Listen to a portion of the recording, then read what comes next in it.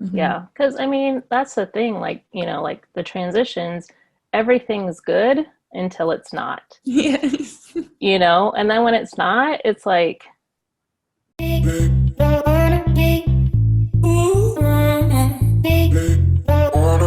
Hi, folks. We are here with Naomi Geidel, and I reached out on a different group called Redefining Wealth, and I was just asking for expats who want to share their experience about living abroad. And Naomi was one of the persons who is willing to talk about her experience, and it's great because Naomi is a life coach. She coaches people on transitioning through different life stages. And I think it would be great for us to speak to her today because we can talk about transitioning as an expat, which is, regular for us when we're traveling. So thank you for being here, Naomi. And please let us know more about you. yeah, thanks for having me. It's always fun to talk about our experiences, so thanks Yeah. for allowing that platform. So, yeah, I'm Naomi Geidel, and I grew up in Colorado for the most part, with the beautiful Rocky Mountains, and then I've also lived in Japan, Indonesia, and now I'm in Thailand. Yeah, so that's kind of the different places I've lived so far. I mean, in a few different states in the US, so a lot of different cultures, Yeah. everywhere. So I'm in Bangkok, Thailand. And I've been here about a year and a half, still navigating the huge city. Yeah, so where I grew up, it wasn't, I mean, it's growing, but, like Mhm. not small town, but mid sized town. Yeah. No real high rises, and now I'm surrounded by them. I don't mind the city life. Sometimes I get tired of it just because I love nature.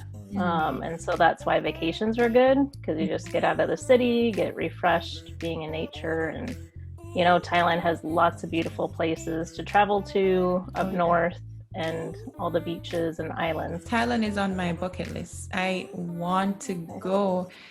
Oh man, Yeah. I've just seen so many videos and pictures, and it's just something I would like to experience. So it's great that you're there right now.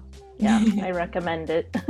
And why Yeah. did you move to Bangkok, or why did you originally move from your home? So this time I'm in a career transition. So I've been in education for my whole career. And now Mhm. moving out of that, I really was praying for a job that would give me the time and energy and the income to kind of build that, um, this new career as Yeah. a life coach and transition coach. And so Mhm. praying, and just like my other two moves, a friend mentioned, why don't you check, Bangkok? And Mhm. so, just getting online, looking for jobs, and, this one came out. So it wasn't right when you're praying for a job. I was thinking in the States, Yeah. but it wasn't. So I just kind of have to go with it. And I had traveled through Bangkok and different places in Thailand on my way home from living in Jakarta, Mhm. Indonesia. And so I knew I liked the city, and during that time I was like, oh, maybe I could live here. And so that kind of eased some of the stress of moving over here. Mhm. And this is the first place I've moved where I actually have two friends Oh, that I nice. worked with in Jakarta. Like my other two moves, I knew nobody. Mhm. And so just even that, you know, Yeah. was nice. It was a good Yeah. change, I guess. Yes, having the connection there. Yeah, yeah, Mhm. for sure. So, yeah, but each transition has been different. Like when I moved to Japan, I was in my late 20s, and that was exciting, Mhm. so everything was new, and, like just that age, you're just more free to try things and Mhm. experience things. And then I moved to Jakarta and lived there 3 years, and that was in my late 30s. So again, new experiences, and really had an enjoyable time. Mhm. And now here in Bangkok, it's a different experience altogether, still new and exciting, Yes. but it's I mean, even though they're all in Southeast Asia, they're all different cultures. And so getting to know each of them has been interesting. You've had many transitions in your life. So you are definitely able to talk to us about transitioning as a traveler or an expat. So what advice would you give to fellow expats about transitioning through life and through these stages? You just got to be flexible. I mean, even without the travel piece and without learning a new culture, we're always in a transition, right? We're at the beginning of one, in the middle of one, or at the end of one. And so, you know, we need to release, you know, we want that control and stuff, but sometimes transitions, we don't have control. And so just kind of releasing that and going with it and seeing it as an adventure. And I think, you know, if you are an expat and you are traveling, you do have that adventurous spirit. And so I think taking that to other areas of life are going to help.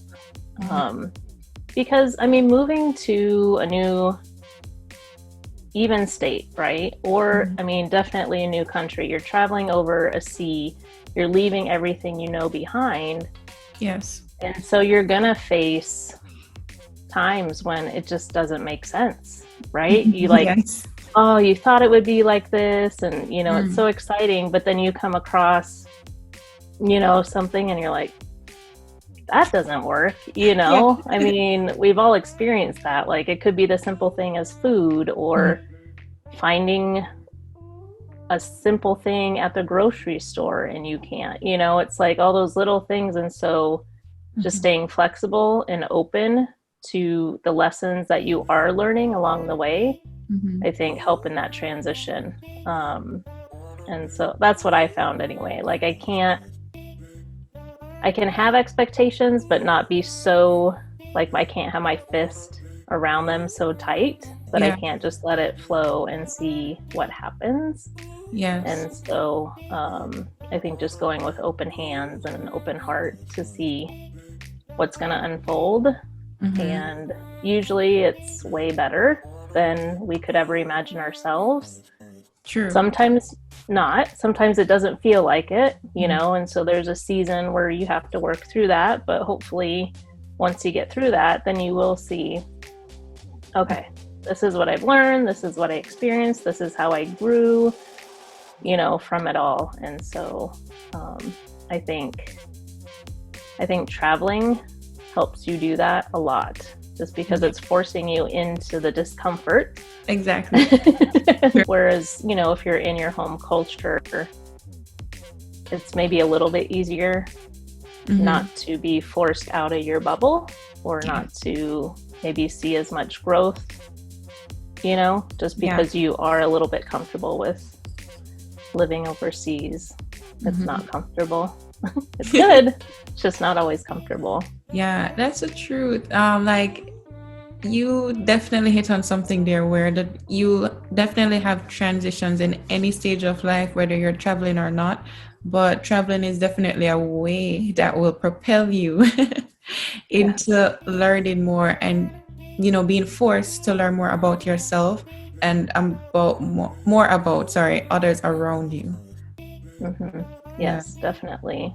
I mean, the empathy, you know, muscles, they get stronger because you are having to face what you don't know, but you need to understand it. And so it's, you know, like if you're not open to new ideas, new things, then I think traveling would be very hard, you know, but if you go with an open mind and being okay with trying to understand why they do what they do or why they, you know, how did this happen? How did this culture build, you know, and stuff like that. And so I think that's one of the good outcomes about travel. You do have more of an empathetic heart and, you know, that muscle is strengthened.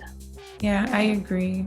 Yeah, that's so true. So much fire because I've had to, you know, be able to understand why is it that these things are happening that at first I was uncomfortable with. And it's not going to make it better. It's not going to make you more comfortable with, but having that understanding, I think helps you to navigate, some of the areas. Yeah. And I think it also makes you think of your home culture, right? Yeah, like it does. you show up and other cultures have an expectation of you that, like, I remember the first time when I moved to Japan and they're like, oh, Americans are loud and obnoxious. I had never heard that because I've never, I did a little bit of traveling at the end of college, but, and I was like, oh, but not everybody's like that, right? It's just the kind of stereotype. And so you have to be aware that you can't put that on anybody else either, and just take them for who they are and the bits of culture that they do have, but not to stereotype people. Yeah. Especially as travelers, I think we are a rarity, not everybody travels. And so just to get to know people for who they are. Yeah. Having experienced being stereotyped, right? You're now more willing to understand that I don't want to do that to anybody else because I felt it and it wasn't nice, Yeah. Okay. So you've lived in Asian countries, and what was your experience living, especially within Asian regions? It's like Asia was not on my radar. Like every time I would, fall into an opportunity or it was handed to me, I was like, where's that country? And so just learning as I go. And I think with Asian culture, I love the family kind of focus, right? They take care of their elderly and it's, very community based, takes a village to raise the kids and everybody does their part. So I really do like that aspect of it. Yes. And for the most part, I found all of the cultures very nice, and welcoming. There are the parts to culture that, especially coming from a culture where we have a ton of cultures, traveling to a country that it's more just one culture, right? So that's been a little bit interesting sometimes, just how I experience that has been challenging at times. But again, it's always learning why that is and also kind of pushing them as well to see things differently or being more open. But I really think the community part of things, and they're just rich traditions.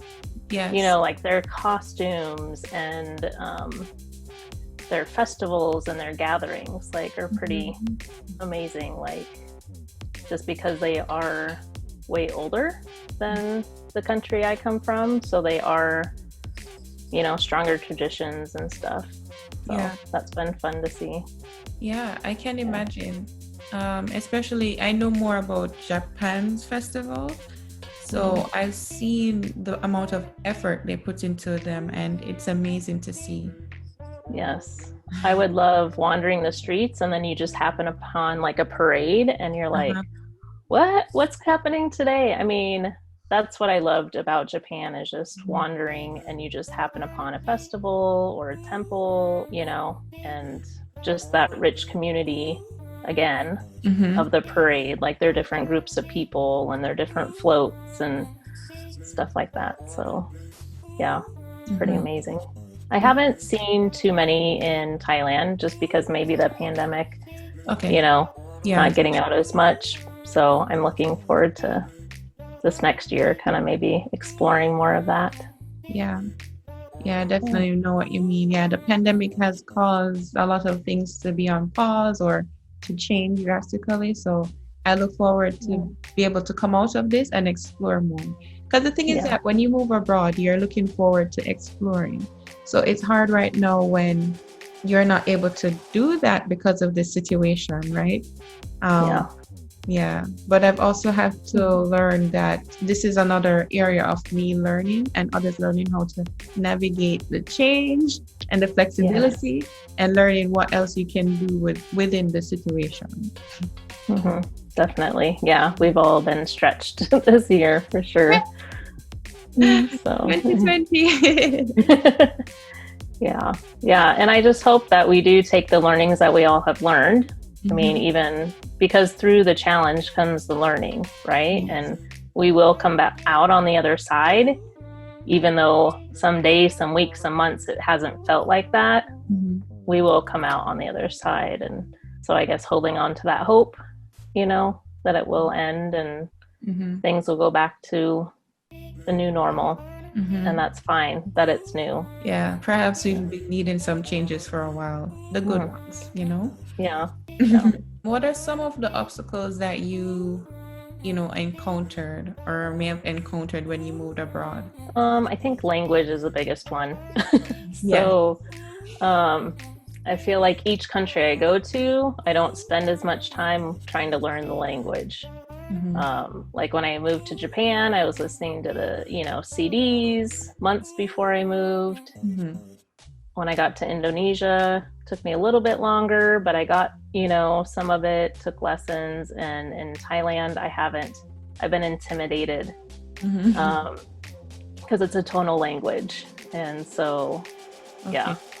And I think too, at least for me, when I have all these different languages, right, studying Spanish in school, and then you have little bits of language, you don't know sometimes what's coming out, Yeah, it's true. like especially when you're in a new situation and hearing new languages, it's like, what language is that? What should I say? Because Yeah. I'm not a master, I'm not fluent in it yet, and so yeah, that's always a goal though, to pick up the language as quick as possible. But then, like big cities, it is easy to get by because Yeah. a lot more people know English, or you have Google Translate, or you just make it work. So Yes. I think technology has kind of made it a bit easier. It So, has. Yeah. yeah, but I think language is a big obstacle, and then just not having your creature comforts that you're used to back home. That can be sometimes a challenge as you settle in, but nothing you can't figure out. So, Yeah. Yeah. It's just something that you have to expect will happen, or it may happen, but it's highly likely. So being prepared for it, being prepared to understand that you may not understand everything, but using the tools available is, helpful. It's great. And what is it like being a life coach? What does that look like, especially with transitioning? Yeah. So I like to focus on people that are creative.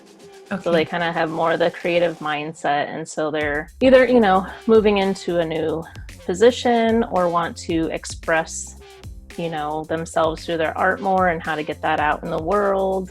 And we know that mindset is a huge thing. And so just journeying with people, through that and supporting them so that they can feel confident, in what they're showing and finding the clarity sometimes, in transition. It's like, what do I do next? Should I do this and that? And especially with so much out in the world today, Yes. it can get confusing, right? And so it's just like working one-on-one. I think it just helps to, what do you need? Who are you? What are your gifts? And let's narrow down what your next steps are. What do you want to do? And so that's what I like doing. I like to see that transformation happen, and people showing up with more confidence and clarity and what they want to share with the world. That's what that looks like. And it can be virtual, which is great. It can be face to face, which is great too. And so lots of different opportunities for sure. Yeah, I love that. And I can see the need for that because as a creative myself, I know that my mind will be so many places. and I'm trying to figure out, okay, what do I focus on right now? Because yeah, one of the best ways to get, results is to actually focus on something instead of being scattered. So I can see the usefulness of your service. Yeah, because I have a Focus 365 program, which is a year-long program to help move that needle forward, instead of spinning circles and then feeling bad about yourself. And, and like we all have something on our heart that we want to share, and sometimes it just takes some support and some, the focus to get it there. But before that focus, you need that clarity. Right. And so just working through that takes some work, but it's possible. And then once you're going, you're going, which is beautiful. Yeah. And this can actually be something that's useful for travelers, because as you said, travelers tend to be adventurous, right? And they may even be in the creative aspect of things. So having something like this to help with transitioning and having clarity will really be useful. Yeah, because that's the thing, like the transitions, everything's good until it's not. Yes. And then when it's not, it's like disruptive. It can be scary. It can be, just because of uncertainty. And so it's like just getting that support to work through that. And you'll make it through on your own. It just depends, like, do you want to see results quicker or not? Right. By working with somebody, just like working with a therapist helps you along, and or you go to a doctor, or so it's just kind of like, what do you need to help you through it if you don't want to sit in it that much longer? Right. So, that's one of the benefits. Yeah, what you said reminded me of what does it say? I'm trying to remember. If you want to go longer, you do it on your own. If you want to go faster, you do it with people. I think I'm butchering it, but yes.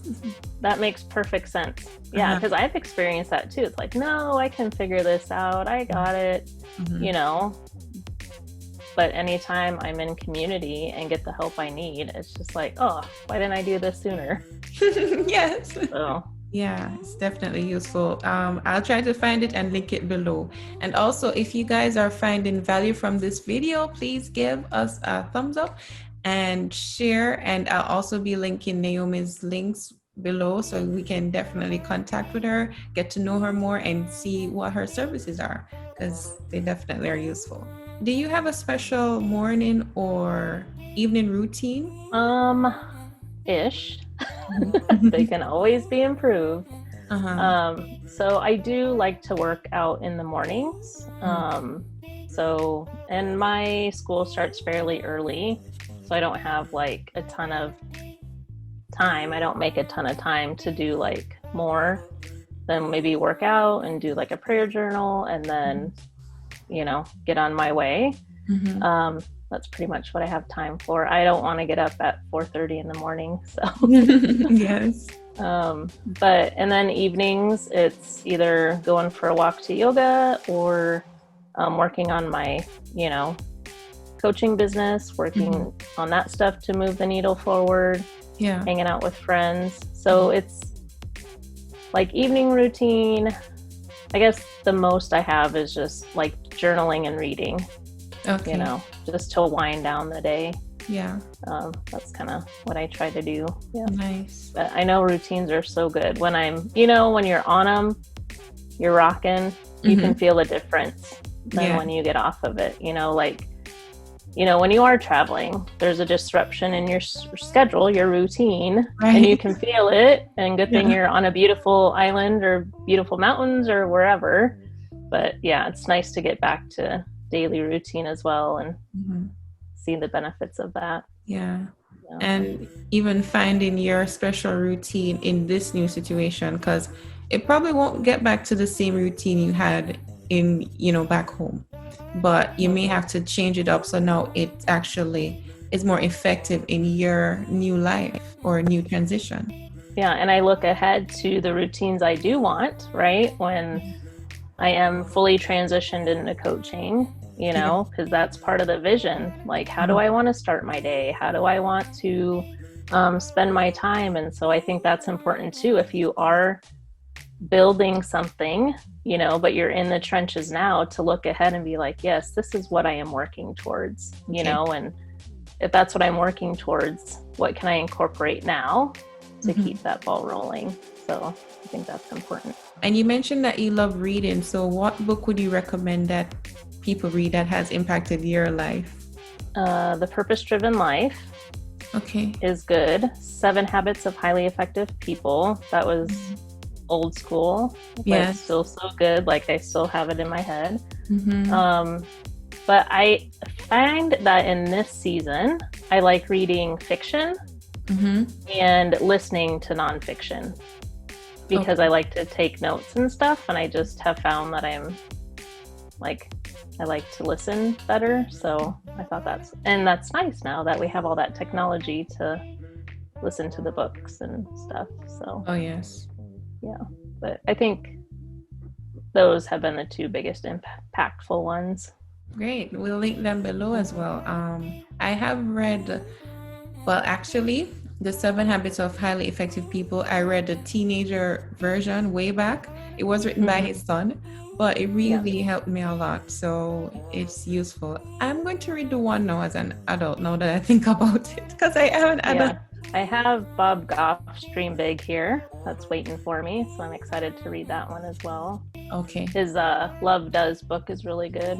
So More to think about. yeah, so many books to read. Yeah, but I find that reading is useful, and it's something that I've taken up again as a habit, because I realized that I was watching so many videos, and the reading, it helps you to, I don't know, it does something which is different from what shows can do. I don't know. Mm-hmm. Yeah, I think you're more in it. Right. Yeah, it's good. What have you been reading lately? I have been reading the Compound Effect. Oh, is that one good? Yeah, it's really good. It's been so good so far, and it's been highlighting to me how the small things that you do continuously can really build up. Basically, like the compound effect. Yeah, so that's why I mentioned, that's why we were talking about the focus, because it's like I realized, okay, having the focus on something that's important instead of being all over the place is helpful. Yeah, it's, and with that compound effect, because that's really been on my heart lately too. It's like, stop spreading yourself thin, focus. Yes. And you're gonna see the traction, you're gonna see the progress, and you know, it's that consistency showing up, making those investments, you know, and not giving up after a week, you know, when you don't see what you want to see. Well, you're not going to see it then. It does take time. And so I think that's been one of my biggest lessons, because, you know, we're shown a lot. Oh, it's so quick and easy, or that's what we're sold, and it's not. Mm-hmm. It's a build. If you are building something that's lasting and meaningful, you know, and something of impact, it's going to take time. Mm-hmm. It's going to take the, you know, blood, sweat, and tears to get it done. And I think if we're sold the constant message of it's a quick and easy win, it's not. I haven't experienced that, you know. It happens, but it's very rare, you know. And so I think the message needs to be consistency, do the little things, you know, and stay focused, and you will see it come to fruition. Yeah, I've been learning a lot about that, because I used to be caught up into the whole quick fix and microwave, but I've learned, and maybe the hard way too, that it doesn't work, and I need to be more consistent in my effort. Yeah, I think we all do. So what gives you your drive to continue to pursue excellence in your field? I think just knowing my why, my mission, like my assignment. I mean, that gets you through when you want to give up or you don't see the progress that you were hoping. And so always coming back to that, and you have your why, but it might look, it doesn't have to look one way, right? It can be expressed in different ways. And so, you know, we might think we want it to look like this, but I think as you know, journey on, it may change a little bit. And right, being flexible, being open to what that might be, I think is important. So I think for me, what I, you know, strive for is just making sure I know my why, my mission, the impact I want to make, showing up for that, and releasing the outcome, right? If I'm doing what I'm been asked to do, like I'm a believer, so I think, you know, you show up and do that, and that'll take care of the rest. And all he wants us to do is be faithful. And so it makes it easier, right? When you can release that, it takes a lot of pressure off. And so, but just, wanting, like me, lifelong learner, you know, so also like, you're always going to be learning, you're always going to be changing, and step into it. It's okay, you know? And, so I think just giving it time and, you know, doing your best every day is where I try to show up. Yeah. So. Oh yeah, I get you. And I totally relate, as a believer as well, with having the comfort from knowing that, okay, I'm doing my part, you know, and God will do the rest, because I can't take care of what he has to take care of. Yeah. And just stay in what he's asked you to do today. And Are there any role models you look up to that have made a significant impact on your life with the way they have moved to achieve their dreams? I don't have anybody specifically. I have this weird thing with famous, you know, like bowing down to other people. So what inspires me is just seeing people step into what they're called to do, right? And take in those brave steps. So I see people that inspire me every day. And, you know, and on internet, you get more of that. And it's like, wow, they took a brave step.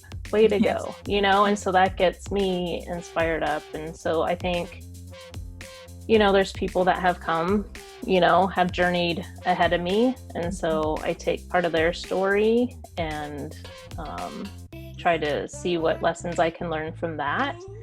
One of my favorite podcasts is How I Built This by Guy Raz. And so it's just like stories of entrepreneurship and building and the struggle. I mean, it's not telling the end story. It's going back and telling you the nitty gritty, the not fun parts of how they got there. And so I find that so inspiring, that they didn't give up, that they believed and they kept working towards it.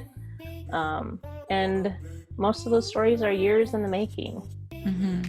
And so that's kind of what inspires me, is just hearing other people's stories and not one person. Oh, I like that. I really like that. So it's not just maybe one, or maybe you take your inspiration from what other people are doing, because we're all like trying to gain something, so you can take your inspiration from many people around you. And that's what I think so much. I mean, part of that mindset work of, you know, working with clients, we think we don't have impact until we have a certain amount of followers or a certain amount of whatever status. And that's not true. It's so not true. You can have 50 followers and you're still making an impact on their life if you're showing up, you know? And so, so that's kind of where I reel away from the celebrity culture and stuff like that. I just don't think it's helpful. And like, I'm thankful for the learnings. Like, I still, you know, learn from big name people and learn what I can from them, but to be like, I got to do everything like they do, or, you know, because our paths are so different.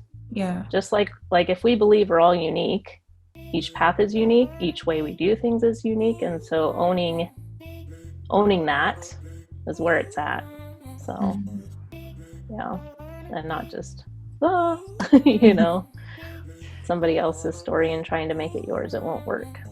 I love that. It's your own story. Yeah. And I think we waste too much time trying to live into somebody else's. Mm-hmm. Yeah. And why? Wow. Yeah, it really doesn't make sense. If we actually think that we're unique, then it will be different for everybody. Because we all have our own superpowers, we all have our own gifts, and when we're living into that fully, I mean, it's just magic. It's like it happens. Yeah. And you know, so yeah. I love it. So much fire. All right. So just to land the plane on this, if you could describe long-term travel in one word, what would it be? Uncomfortable. Wow. I did not expect that at all. Okay. Yeah. And I think about this a lot lately because so when you see pictures on Instagram, you see the final destination where they've made it to the island by the pool with their drink. What you don't see is sitting on a hot bus, getting on a little boat, rough seas, feeling sick to your stomach. Mm-hmm. You know, you don't see that backstory. And so, but uncomfortable doesn't mean it's bad. It just means it's, you know, uncomfortable, and you have to be uncomfortable to get to the beauty. And so that's kind of what I've noticed lately. And maybe that's part of my age too. I'm just like, ooh, this isn't as fun as it used to be. Like, you know, sitting on a train or, you know, but yeah. So. Yeah, I don't think it's fun for anybody. It's a side of travel that's not always shown. So. Right. Oh man. It reminded me, okay, so Google, you know how Google will show you reminder photos, right, of the past? And they showed me a picture I took of me when I was on the plane. I looked horrible. I was on that plane for 10 hours and I was sick of it. Yes.